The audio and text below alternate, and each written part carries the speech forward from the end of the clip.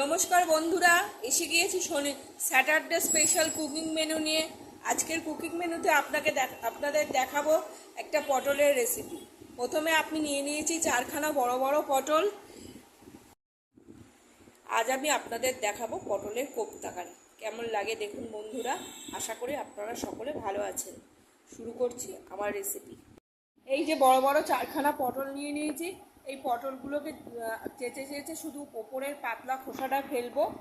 তারপর এই যে এইভাবে পটলের খোসাগুলো পাতলা করে ছাড়িয়ে নিলাম। এবারে দুভাগ করে ভেতর থেকে দানাগুলোকে আমরা বের করে ফেলবো।